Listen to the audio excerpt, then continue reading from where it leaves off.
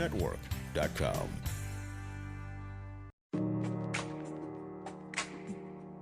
Welcome to Truth Talk Live. All right, let's talk. The truth is, I can't hide it, I can't hold it no more. A daily program powered by the Truth Network, This is kind of a great thing, and I'll tell you why. where pop culture, current events, and theology all come together. Speak Your mind. And now, here's today's Truth Talk Live host.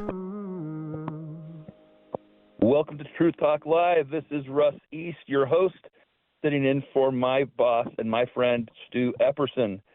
I'd like to start us off with prayer, and we're going to have a special guest. His name is Mike Bell with Healing Nations. Today is Missions Monday, so we're going to be talking about the good ministry of Healing Nations. And so we're going to dive into that in just a moment. Let's pray together. Would you join me in prayer? Lord, we come to you, Lord, needy and dependent on you, Lord, to carry out this great commission. So, Lord, would you guide this program today? Lord, just work in Mike Bell's heart and his staff at Healing Nations. Lord, for all the listeners right now that you've brought around a cell phone or a radio, Lord, or their computer screen, Lord, however you've reached out to them to inspire them to take the Great Commission seriously. Lord, I pray that we would just be faithful to you and just show us how to do that now. We commit it to you in Jesus' name. Amen. So Mike Bell with Healing Nations, thank you for being on the program. Would you share with our listeners a little bit about how did this ministry get started? What were the things that were happening that started Healing Nations? When did it all start? Well, first off, Russ, thanks for having me on. I want to make sure you could hear me. Yes, for okay. sure. Never heard the beeps. This all started in 2000, probably around 2008. I had originally been part of a church planting team here in Utah with my wife and my kids in 1998 and spent 10 years leading worship and doing a variety of things there. And I just started to get really bunched up about global poverty, sort of out of the blue, and had never really spent a lot of time thinking about issues like that. I was involved in, loving my neighbors here locally and wanting to make an evangelistic impact in the culture of Utah, but I hadn't really thought too much about the plight of the poor. And through a series of events and things that I came in contact with, a number of writers and videos, I just really got stirred up about it and was asking myself, like, what's my problem? How come I never really cared about this before? And I'll answer that question in a little while. But I ended up deciding I've got to do something about this. And was looking at a couple of countries and thinking, man, I bet the church could use a little bit of a helping hand there from people in the West. And I wanted to help churches go and do compassion ministry. And lo and behold, I found an organization up in Canada that was doing just that. And one thing led to another, and pretty soon I was opening a national office for them in the States, and the organization was called Hungry for Life International. And so I gathered some staff together, and we raised some support, and we began working in the United States, and then eventually realized that our paradigm had shifted a little bit, and we wanted to do things a little bit differently than Hungry for Life had been doing. And so they graciously allowed us to keep our nonprofit, our 501c3, and not have to reapply for that, and just change the name of the organization. And we parted ways amicably, and we became Healing Nations. And we're still involved primarily helping. I shouldn't say primarily. Our first objective that we ever had, which was helping churches establish long-term international partnerships overseas, and then putting in the plumbing, if you will, for teams and projects, and hoping that those relationships that were fostered would continue long-term. We've continued to do that, but then we've added some additional things to that menu as well. I've told people on multiple occasions, we're kind of like eHarmony for church missions. We're trying to connect churches, not in a romantic sense, but we're trying to connect churches in long-term engagement, long-term partnerships overseas, and help them continue to do that successfully. Okay, praise God. That is awesome. maybe you're listening in Dayton, Ohio, maybe Toledo, Ohio, Lynchburg, Virginia, Winston-Salem, or Raleigh, Charlotte, North Carolina, or maybe right here in Salt Lake City. Maybe you have a burden like the burden that Mike felt back in 2008, and you just didn't know where to go. And so the Lord, he knows this. He knows your heart. And so I want to encourage you to call us even this afternoon and connect with Mike. The number you can call is 866-348-7884, 866-348-7884. And if you're not able to call today, this afternoon, it's just not going to work out to do that, just Google Healing Nations and send an email off to Mike Bell or one of the staff people. And as the Lord leads you, that would just be just awesome to hear from you, because we want to help mobilize Christians to carry out the Great Commission. We want to take this seriously. We don't want our life to just pass by. I mean, I just celebrated my 60th birthday yesterday with a great party and everything, and it just really hit me. Like, right, Mike? It's like we're not 30 anymore. We're not 25 anymore. It's like we're moving on to that next quarter of our lives. It's like this could be the fourth quarter, or the third quarter, or it's not the first or the second, and so that's okay. It's just we want to be productive, faithful, number one, So give us a call, 866-348-7884. Maybe your church, you need someone to help to kind of like, galvanize a team together, to give you the connections and all the details that goes into helping the poor. I was just recently finished up a class at Southern Evangelical Seminary online, and it was on an ethics class, and the title, basically the whole topic of the class was, what do us Christians do in helping those who are less fortunate, that are poor, and one book I read was The Least of These, I believe it was called, and that really opened up my eyes, and so, I've heard on this topic more than before. I mean, maybe you could share with our listeners a little bit about, some of the ways that people can be involved. Are you looking for like personal support or support of your staff people, or more for projects out there? Tell us a little bit about how people can get involved that way. Yes, absolutely. Well, everything you just said, everybody at Healing Nations lives like a missionary, and so we are always looking for people who are looking to support other people that are involved in catalyzing this kind of activity for churches and groups. We're also looking for people who are interested in financing projects of compassion as well. But I want to say also that no matter where anybody lives, and even if your church already has a lot of things on deck, or maybe things that you can't participate in because you can't go to Africa, and that's where it's a country in Africa that your church is engaged in, and you're looking for something a little closer. We have we don't just work with churches and do their groups. We also have some compassion teams that specifically go to Guatemala and work down there with some folks that we're allied with, doing a number of different things. And then we also do exclusively medical ministry trips to Guatemala and utilize a clinic that we actually own. That's our property, where we host teams, and we are basically the medical care for the larger region of Santo Tomas in Guatemala. So there are a number of different ways to connect with us, and then financially is certainly one, but that's not the only. And let me also say, Russ, that if somebody's listening and they're thinking, well, I love the sound of this, but I'm more of a share the gospel kind of a person. One of the things that I realized after having been a Christian for a few decades was that I had kind of a truncated view of the gospel. I thought that the gospel was simply sharing that Jesus died for your sins and, believe in him, trust in him through faith, and you can go to heaven. And I later realized, as I was reading some different things, that it was more holistic than that. And I hear some music, so maybe I need to come back to that in just a minute. Hold that thought. Yes, hold that thought. Stay with us.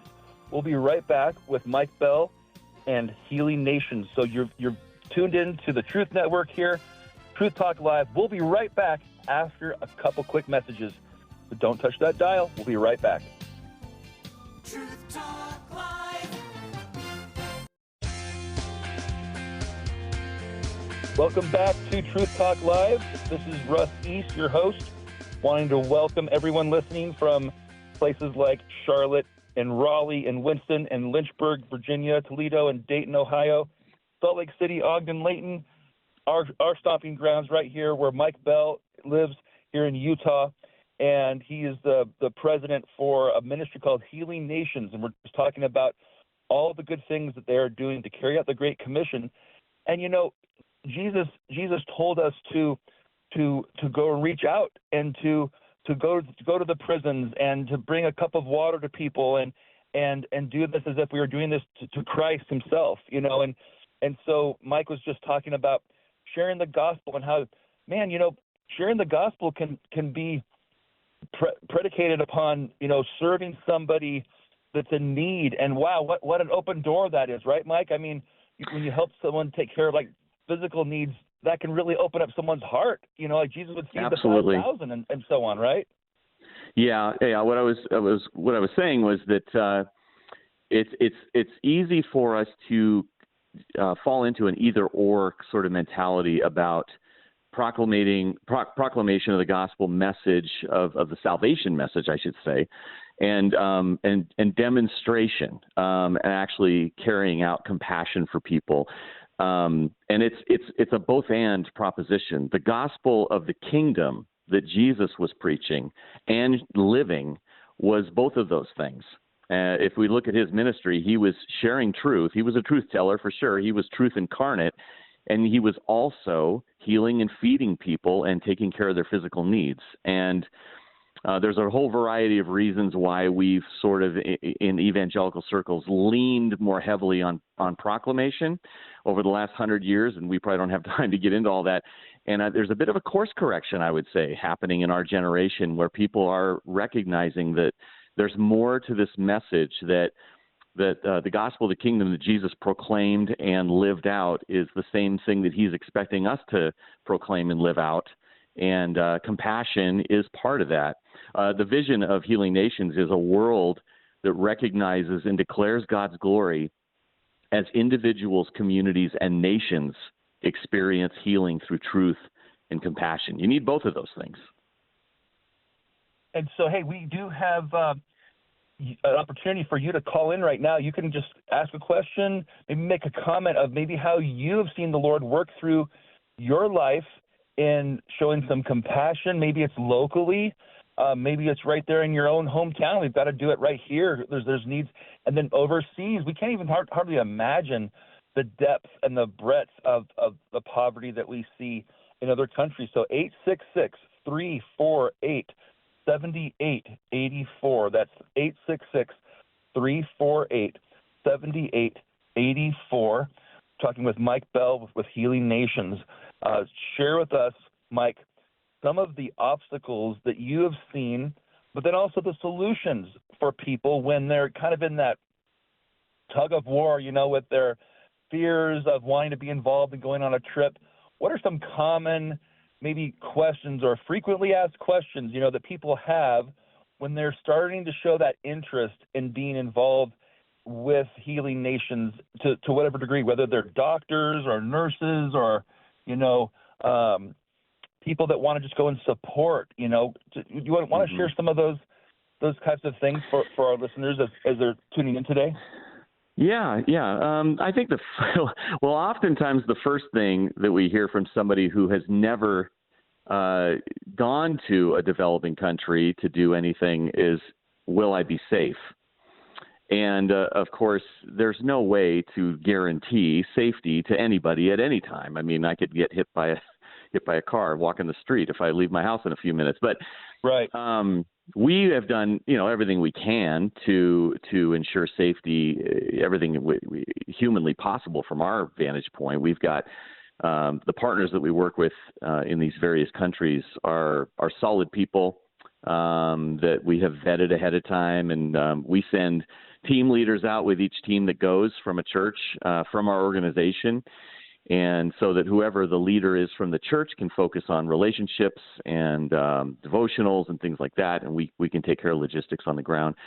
But we work with people who have a track record of doing things the right way, and we have never had anything super scary happen to people who are on trips that we've been on with them.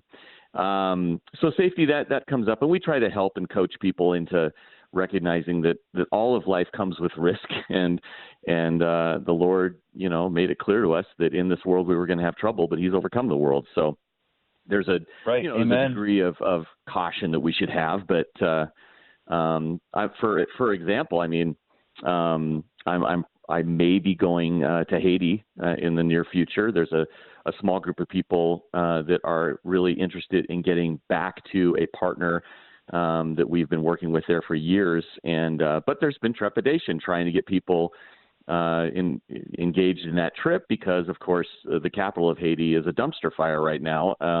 It's being run by gangs, but our partner is nowhere near there, and we have safe ways to get in and out of the country and plans in place in case anything were to happen. But of course, you go to the State Department website, and it says, Haiti's a Category 4, don't go there and things like that. Meanwhile, our partner is saying, yes, please bring people.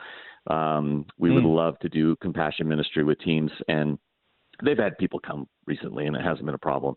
So even in the most extreme, I guess my point is, even in the most extreme situations, there are still safe ways to do things.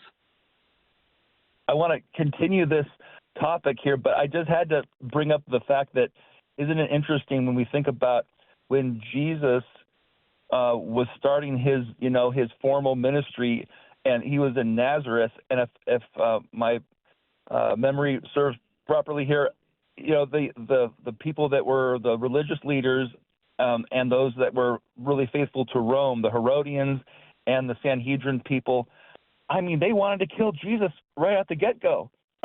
Yeah. And I've been struck by that recently through a Bible study with Robert Marshall, and he brought that up to me, and I'm like, wow. I mean, talking about, for us, we have to trust the Lord for safety, but Jesus came into a hostile environment, didn't he? He really came into a place that he, and this is, of course, Jesus who's in control of everything, but still, just to realize that here is the God-man, here is God the Son, and he comes into this time and this place where by many people, sure, he's loved, but then by others, they wanted to kill him, it says. They were trying to find a way to do this, and so we have to trust the Lord with our safety and realize, we are in his hands as his children, true believers in him, and so we can do that. Yeah, I've had an opportunity to go to India a long time ago, and now I have another opportunity to go there, and things have kind of changed from 15 years ago, and things are a little more volatile on the political front and religious freedoms and things. But I just told my wife just the other day, I cannot be like I was 15 years ago where I fought it all the way, Mike. I mean, I fought it, and I was nervous. I was like, hey, man, India is pretty close to this country and that. It's like, if God wants you to go, we better obey, right? Because none of us want to be swallowed up by a fish. I mean, it'd be for our best because that's what we need to have happen, Yeah. But so fear. Yeah, you're reminding me. I mean, a little bit too. Yeah. Well, I was just thinking. You made me think about my first trip out in this capacity when I was investigating things was to Haiti, and I was terrified. I mean, everything I'd heard, and then everything was fine. So you work smart and you accept a certain amount of risk, but you don't do anything silly. And for us, for a lot of the places that we are connected in, you're talking about high crime. And so there's like a guy with a machine gun or whatever, or not a machine gun, but a guy with a rifle outside of a McDonald's. There's always security everywhere. And you're like, oh dear, this must be a big problem. But we don't face the persecution in those situations, which you might face if you go back to India. It depends, but you got to be willing to do it. Let's keep talking about. Let's give our fears over to the Lord, and let's just be faithful to Him. We'll be right back. I'm with Mike Bell with Healing Nations. Check out their website, We'll be right back here on Truth Talk Live. Stay with us.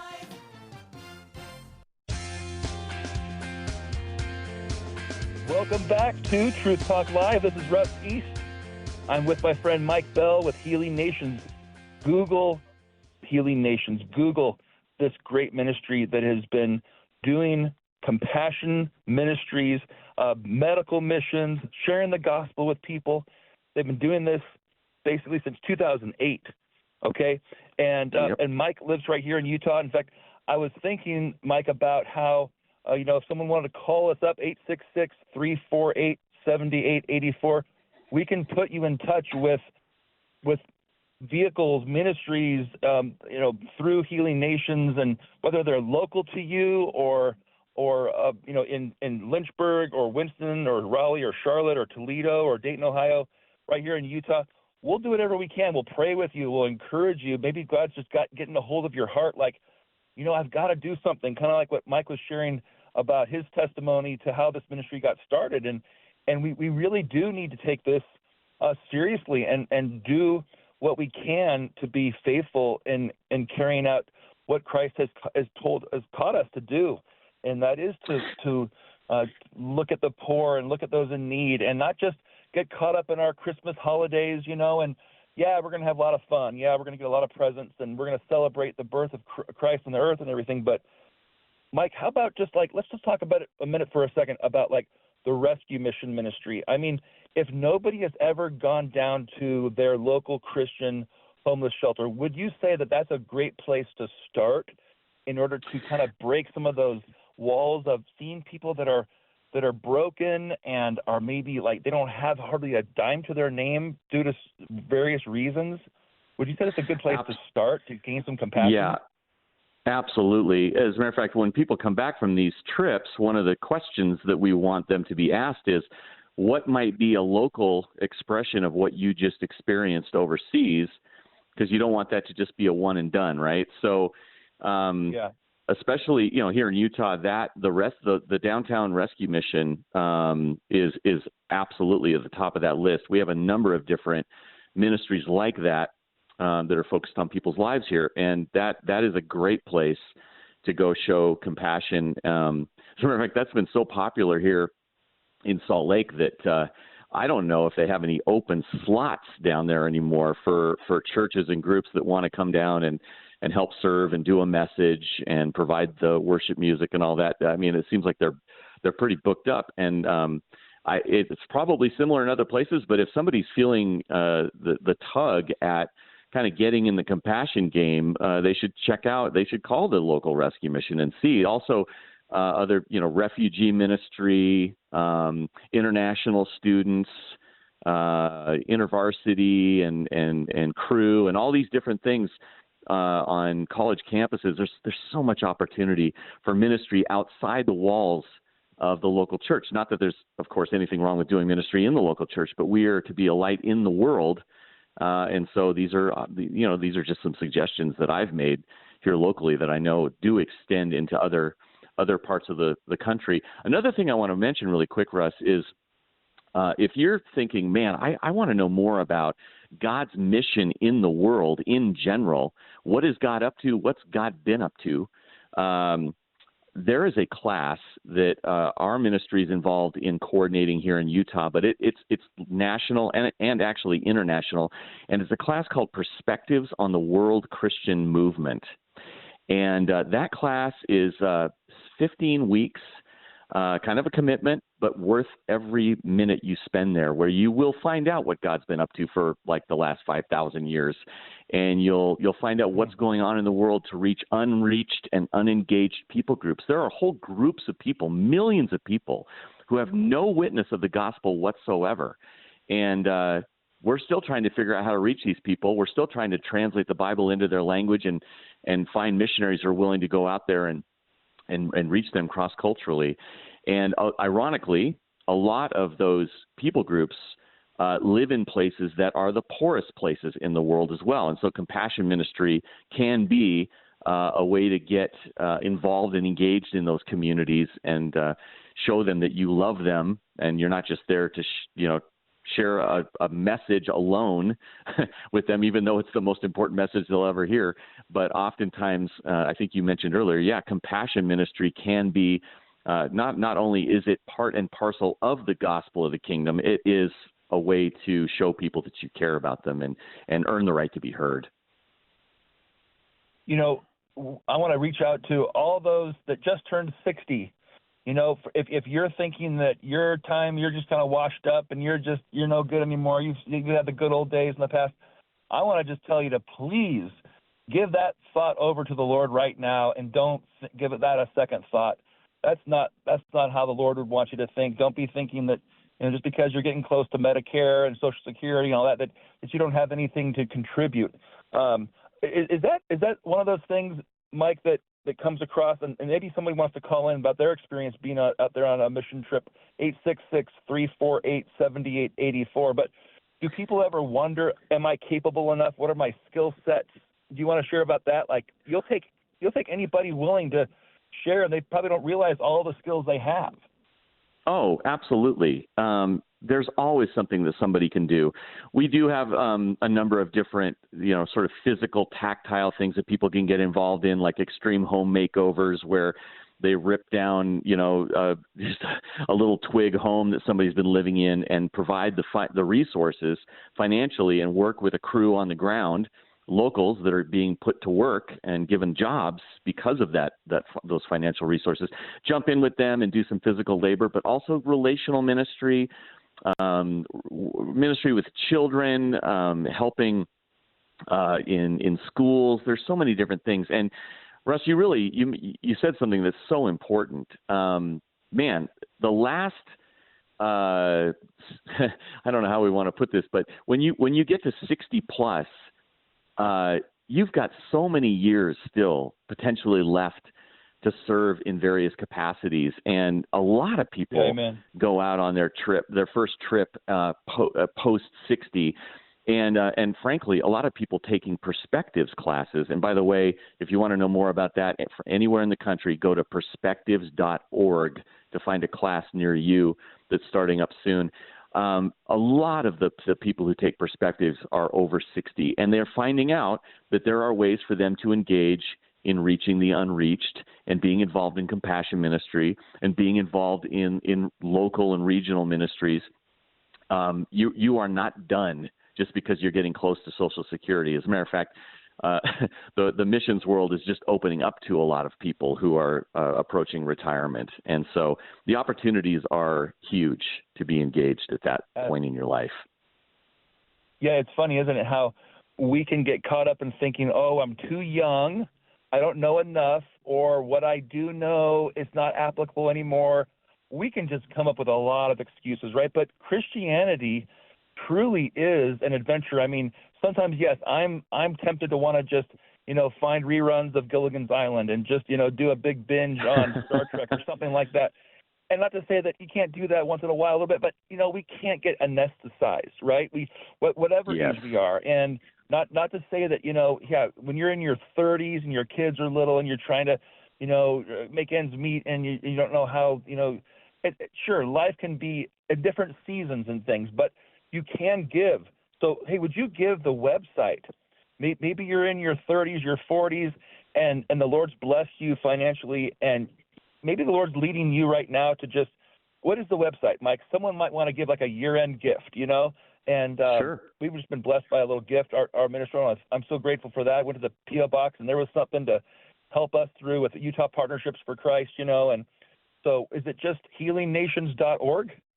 Yes, that's exactly it, healingnations.org. And we're always grateful to get donations towards our operating budget. The people say the gospel's free, but somebody's got to put in the plumbing. That's what we're all trying to do, all of us that are in ministry. And so, we would welcome support coming from different folks. And all of our staff are listed on our website.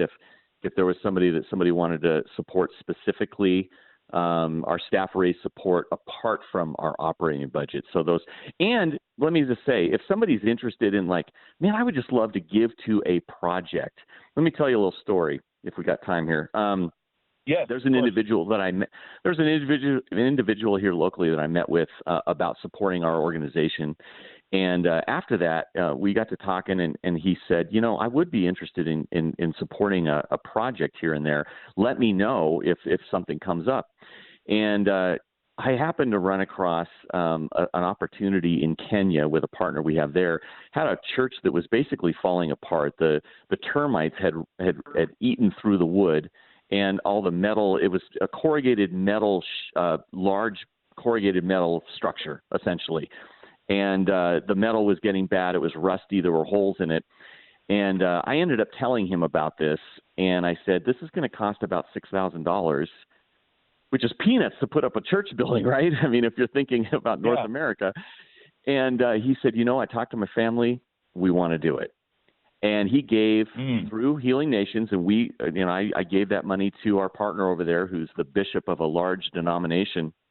And they put that building up, and they're starting to see visitors they've never seen before. He gave me a report just a couple of days ago and said, we saw a couple of people come to the Lord last week. First time they've ever been in this place. And then this family has also decided to do a water project right outside of the church building because people were walking miles to get water. And he funded a well, essentially a borehole well type situation. Wow. And his family's just, they're blessing other people during the holidays halfway across the world. Yes. After this next break, maybe we could spend a little time also just maybe if you could help us being Missions Monday. Every Monday we talk about missions here on Truth Talk Live. But I was thinking if you wanted to share something that's kind of, specific to a certain continent, like say whether it's Africa or Asia, South America or something. I'm just curious if you would share to give us a sense of maybe what kind of, in a nutshell, what kind of things are we seeing, maybe a story or something from one of the continents out there. I would love. We had a couple guys from our ministry go over to Ghana and do some ministry there, and I'm hoping to maybe go there in May. So I appreciate that. But I wanted to say also that this coming Friday, I'm going to be at the Ogden Rescue Mission, just sharing a simple gospel message. And then if you don't know how that ministry works, they feed people, they give them clothing, they provide housing, and they help them find work. And wow, it's a great ministry. It's part of the Salt Lake Rescue Mission. So come join me if you want to just sit in and listen in and see what that's all about. That's this Friday at about 6:15 p.m. We have one more segment, so don't go away. Stay with us. You're listening to Truth Talk Live. Mike Bell with Healing Nations. We'll be right back, so stay tuned.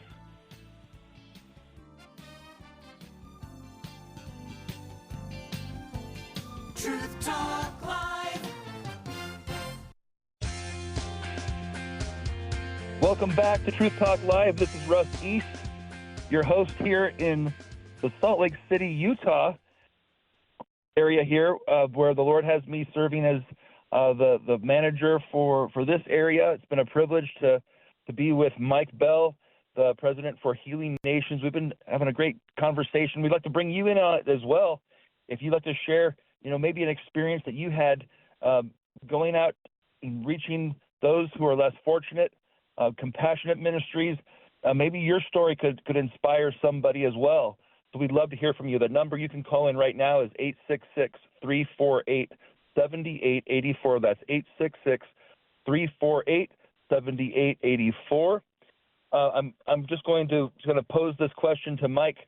Before we talk about the countries, like a little short sketch or maybe a story about an account, a testimony of somebody out there being reached and so forth, like you've already been sharing, but do people ever get caught up with maybe time away from, the responsibilities at home or costs involved for a trip? Could you maybe comment on that? Like, what could somebody do? Is there flexibility? Is it like a specific time frame, that you have to go out on when you're going overseas? What is a typical length of a trip and so forth, just to help maybe doctors who are listening, or maybe dentists or nurses or people along those lines? Yeah, so with medical trips and medical personnel, it's more of an abridged thing. So they've got like 4 to 5 clinic days, and then some time in Antigua, which is a quaint little town in Guatemala, where they have a kind of a rest day and there's a church day. So it's kind of a week total, but shortened compared to a lot of our church teams end up going for just over a week, so they can get the most out of their time there. So, but my medical coordinator has kind of crafted the teams for medical to be in such a way that it's a little easier for medical personnel to take on, given the schedules that they have at home. And, you know, it can be a challenge for some people to raise, you know, these trips can cost $2,200, $2,500 depending on where you're going. But we try to plan them out ahead of time far enough where people have time to either raise the money or save the money, and then, you know, make those payments to their church. And then we invoice the churches for that, for the trip. So, you know, if you have 6 months usually to prepare, we found that most people can do it, and sometimes their churches get involved and help subsidize and help them put on fundraisers and things like that. But it hasn't been too terribly difficult for people to be able to participate. Yes, thank you for that. Super. Yeah. And then as we think about countries, you know, whether the I don't know, does a person, another maybe a ministry over in South America or Africa or Asia come to your mind right now that you'd want to share with our listeners, just to give us some kind of extra encouragement to see what the Lord's been doing in lives over there across the yes. waves? I would say I think a couple of different examples. One is very individual, and the other one's more community. And then the individual one is actually connected to that church I told you about, where their structure was just rebuilt. The pastor of that church is a widow, and I think she basically stepped up at some point and said, I will be the leader here, because there was just a real vacuum of leadership, and she was commissioned for the ministry there. And recently I received some x-rays on my WhatsApp from the bishop I was telling you about, who's over that denomination, that group.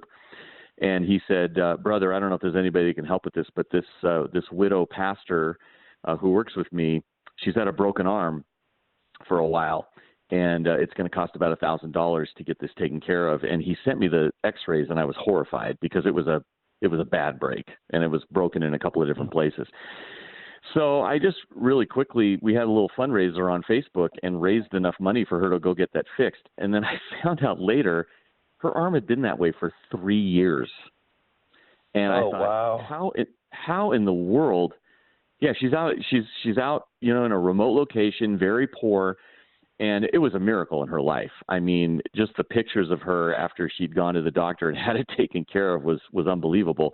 And now not only is her arm fixed, and she's praising God for that, now her church building's fixed. They've got water in the community.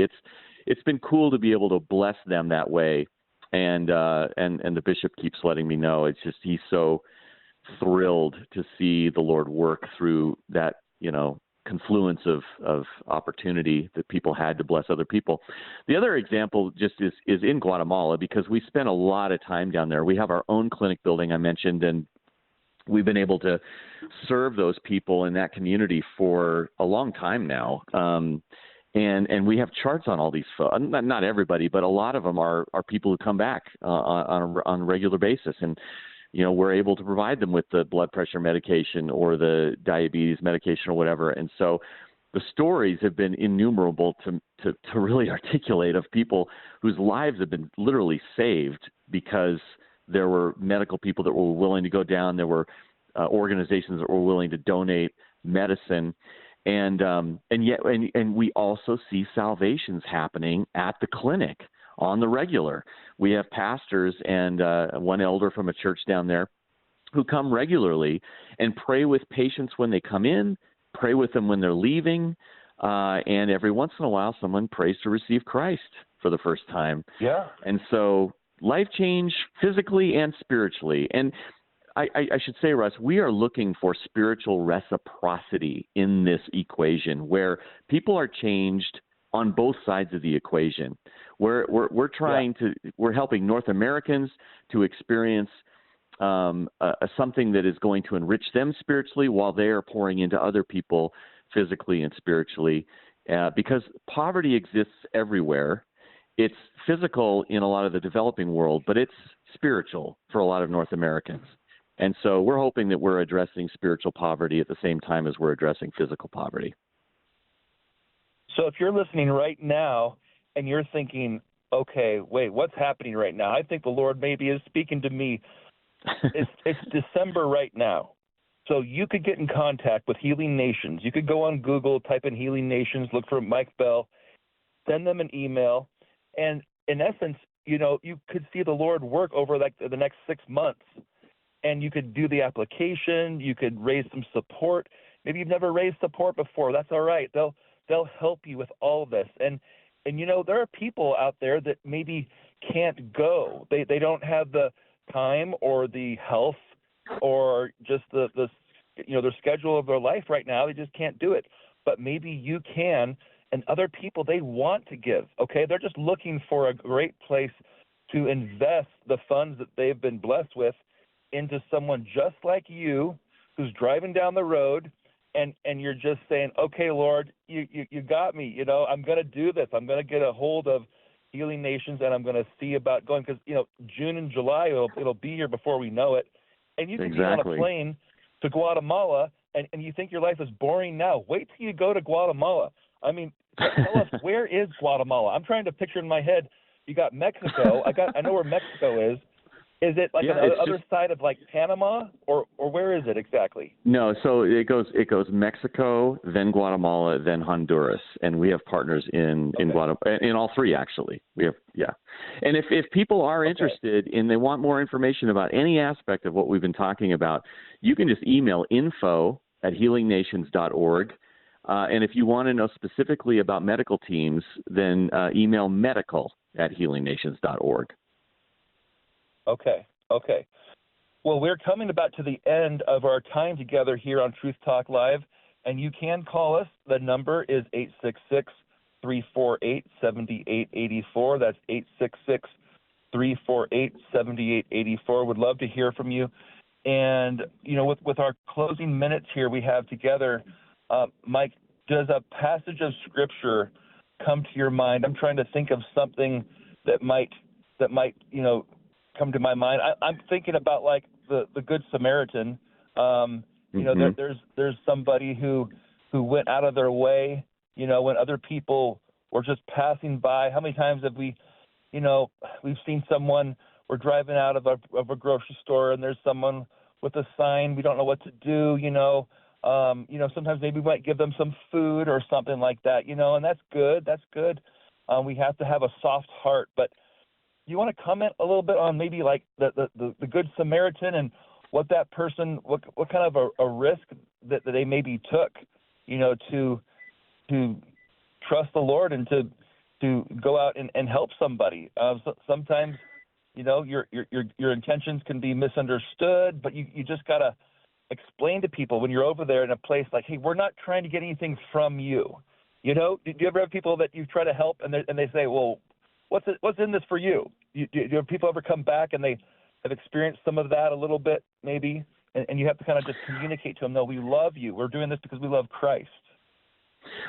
We haven't had too much of an issue with that. People are very appreciative of the help that they receive from folks, and we try to do things. You may have heard of this book, When Helping Hurts.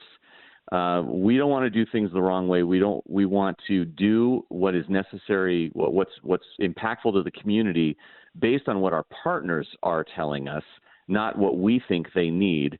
And we don't want to be out there, painting a building that's been painted 5 times because all these Americans come down and are looking for something to do. We want to do something impactful. But to your point about the Good Samaritan, I mean, that guy went out of his way. Like, that was inconvenient. And we have to remember that that's what compassion is. It's loving your neighbor as yourself. And that's actually one of the most sincere expressions of the first great commandment of loving the Lord with all your heart, soul, mind, and strength, because it's an act of worship when you show other people love. Mike, thank you so much for being on Truth Talk Live, and thank you, everyone, for listening, for praying for the ministry of healing nations. You've been listening to Truth Talk Live here on the Truth Network. We'll see you again.